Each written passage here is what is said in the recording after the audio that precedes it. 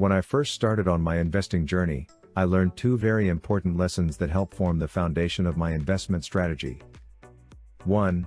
Who you listen to is just as important as who you don't listen to. And 2. Which stock you pick is just as important as the one you don't pick. The first thing you have to decide is whether you are a short-term investor or a long-term investor. Short-term investing is sometimes referred to as day trading, which occurs over a single day, or swing trading, which could occur over days, weeks, or months. Day trading is notoriously difficult to succeed in. Only roughly less than 5% succeed at day trading. I choose to be a long-term investor because it is the superior strategy. In general, the more time you put into an investment, the lower your risk. This follows the mantra, it's not timing the market, but the time in the market that counts. But wait! Isn't playing the stock market gambling? If this is true, then everyone who has a retirement account such as a 401k or a Roth IRA is gambling, because those accounts usually contain mutual funds, which is a basket of stocks that you own. What stocks are contained in those mutual funds? It's really difficult to find out unless you dig really deep. For most people, they're like black boxes. They just end up owning a bunch of baskets of stocks that they really have no clue of what they own or what they are investing in. They're usually just given simpler options that state that they'll choose your investment portfolio for you based on your risk profile after taking their risk profile quiz, or based on a retirement target date, which could come at a considerable expense fee. The option I chose was neither of those. Instead, I opened a self-directed brokerage account within my 401k to take matters into my own hands. Any extra money I have, I put into a non-tax advantaged brokerage account to buy stocks. To do what I'm doing takes a rational mind and a lot of patience. To me, investing in the stock market is really no different from starting a business. Both have risks. But at least with the stock market you can diversify your risks across sectors. Business people and investors ideally are not risk takers but risk reducers. How do you reduce risk when trading stocks? With logic, rationality, patience, and a lot of research. I prefer to use fundamental analysis and my intuition, which looks at the big picture of a company, as opposed to technical analysis, which focuses on the nitty-gritty numbers of a company. My investment horizon will always be long-term, spanning decades. So who do I listen to when it comes to formulating an investment portfolio strategy? The three people I choose to follow are Warren Buffett, Scheiber, and Cathie Wood. Let's go over the lessons I learned from each of these people individually. According to Wikipedia, Scheiber was an American IRS auditor and a post-mortem philanthropist who never earned a salary of more than $4,000 per year, but was able to amass a fortune of $22 million through frugal living and investing. At the end of her life, she donated all of her fortune to Yeshiva University's Stern College for Women and the Albert Einstein School of Medicine. What lessons can we learn from her? She is a prime example of the buy and hold strategy. Many of Scheiber's strategies overlap with Warren Buffett's. Remember that taxes aren't owed until you sell an asset, so holding stocks until retirement is like having an unlimited IRA. Buy established quality stocks, not fads. Buy leading brands and industries with growing earnings. Buy what you know. Warren Buffett calls this your circle of competence. Most importantly, be patient.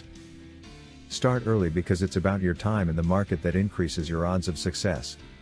Trying to time the market is usually inadvisable, because no one can perfectly predict the stock market unless they had a time machine. So what's the earliest you can start investing in stocks? Kids can contribute to a Roth IRA as long as they have earned income. A parent or guardian will need to open the custodial Roth IRA for the child. Invest regularly. Reinvest dividends. Never touch the capital. Live within your means, which means live off of the profits only. Anything left over should be reinvested. Keep informed on current or future investments. That means do your research. Do your homework. Invest in a tax-efficient manner. Ideally, buying stocks within a tax-advantaged account such as a Roth IRA or 401k is more tax-efficient. Anything extra can be put into a regular non-tax advantaged brokerage account like E-Trade, Charles Schwab, or Fidelity. Be frugal. Think minimalism and the FIRE movement. Legacy. Once you've reached financial independence or beyond, how would you want to be remembered? What legacy will you leave for your family or this world? Lessons from Warren Buffett include maximizing your time in the market, which he likes to call having a long runway. Avoid timing the market. Lump sum investing is best. Waiting for the perfect time to invest only decreases your time in the market. Dividends are key to long-term growth. Reinvest those dividends in order to achieve compounding, which will then give you exponential growth over a long period of time. The best holding period is forever. Choose companies with economic moats. Economic moats are difficult barriers to entry for a business. For example, it would be very difficult to copy Disney because they own a vast amount of intellectual property which they can then use to Imagineer anything in their theme parks or movies. Tesla has an unassailable lead in terms of data for their full self-driving software. Don't sell unless there's a fundamental change. Example: whenever there is a Blockbuster meets Netflix moment, it's time to sell Blockbuster and buy into Netflix. Never lose money. Remember, you don't lose money unless you choose to sell your stock at a loss. Stocks may go up and down due to the macroeconomic environment, but if your stock has strong fundamentals, then it should be able to weather any tough environment. Think of the macroeconomic environment of the stock market as a stormy sea with waves that go up and down. If your stock is a boat which happens to be a strong and sturdy seaworthy boat, then you can rest well assured that it will continue to make progress. Be fearful when others are greedy and be greedy when others are fearful. This is the contrarian style of investing. When a stock price is skyrocketing, you should be fearful because it probably will peak soon and then go back down. When a stock price is plummeting due to fear, uncertainty, and doubt, then this is the time to be greedy and thinking of buying in. Keep some dry powder ready. You can't buy a dip if you've used all your cash ammo already. Live frugally. For a billionaire, Warren Buffett lives pretty frugally. He still lives in the same humble abode that he bought back in 1958. Never invest borrowed money. Investing in the stock market is never without risk, so investing with borrowed money is a bad idea because it just adds more unnecessary risk. I believe Cathie Wood is right about how disruptive innovation will change society as we know it. The 5 main platforms of technological innovation she has identified are energy storage, robotics, artificial intelligence, blockchain technology, and genome sequencing. Examples of energy storage include Tesla batteries, Tesla's entrance into the energy market with its megapacks for utility-scale energy storage, and the developing solar market. Examples of robotics includes Tesla's much talked about future robotaxis and autonomous taxi networks. Examples of artificial intelligence includes Tesla's Dojo supercomputer that is being used to train their full self-driving software and Palantir. Blockchain technology will be a big part of the accelerating financial technology or fintech revolution and the future metaverse. Genome sequencing and editing will bring new ways of treating and managing diseases that were once thought to be incurable. This visual from ARK Invest's Big Ideas in 2019 summarizes where the future is headed, and as you can see, there will be overlap between these technological platforms because they will be working together synergistically with artificial intelligence taking center stage. The country that most effectively harnesses the power of artificial intelligence will become the world's next superpower.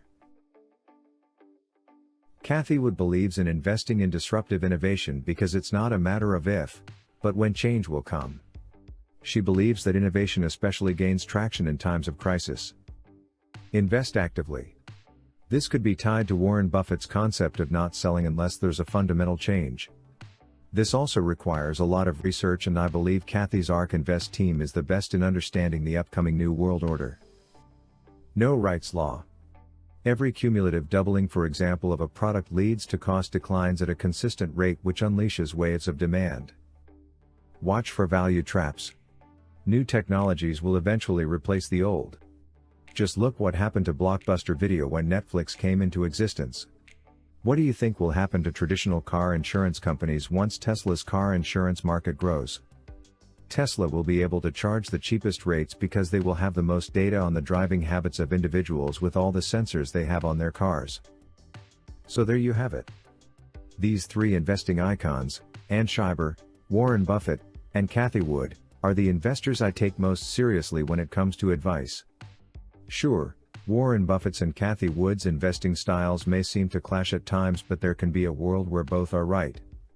Warren Buffett has said that there really is no difference between value and growth companies.